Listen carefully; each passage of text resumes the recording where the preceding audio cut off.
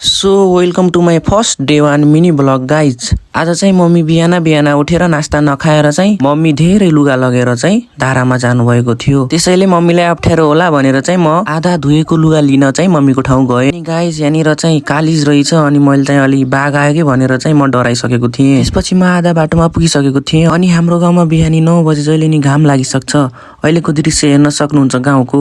अनि म दासपाडा भन्ने ठाउँमा पुगिसकेको थिएँ। त्यसपछि मम्मीले पुरै लुगा धुइसकेर चाहिँ नुहाउँदै हुनुहुन्थ्यो। अनि मम्मीले आधा लुगा हालेर चाहिँ मलाई घर पठाइदिनु भयो, देख्न सक्नुहुन्छ। र त्यसपछि मम्मी चाहिँ नुहाउन लाग्नुभयो अनि हामीलाई चाहिँ खाना खाइराख्नु भन्नुभयो। भारी चाहिँ त्यति थियो न, तर मलाई भारी लागिराखेको थियो। अनि भाइ र बुवा भएर चाहिँ आलु बेच्नको लागि चाहिँ कहाँ जानु भएको थियो। बुढी चाहिँ घरमा एक्लै थिइन्, घरमा सरसफाइको काम गरिराखेकी थिइन्। सो त्यसैले म चाहिँ लुगा लिन आएको थिएँ। अनि त्यसपछि म घरमा पुगिसकेको थिएँ। अब चाहिँ मैले यो लुगालाई मिलाएर यसमा चाहिँ हाल्नु पर्यो राम्रोसँग। र त्यसपछि चाहिँ म यो लुगालाई मिलाएर हाल्दै थिएँ। र त्यसपछि भाउजू आउनुभयो, हाई भनेर जानुभयो। त्यसपछि आजको मिनी भ्लग चाहिँ मैले बिना कन्टेन्टमा बनाएको थिएँ। सो यो मिनी भ्लग अलि इन्ट्रेस्टिङ भएन होला, त्यसैले माफ गरिदिनु होला। म चाहिँ अर्को मिनी भ्लगमा चाहिँ राम्रो कन्टेन्ट बनाएर चाहिँ मिनी भ्लग बनाउने छु। सो आजको लागि यति नै। लाइक, कमेन्ट, सेयर, सब्सक्राइब सबै गरिदिनु होला, माया गरिदिनु होला। Have a good day.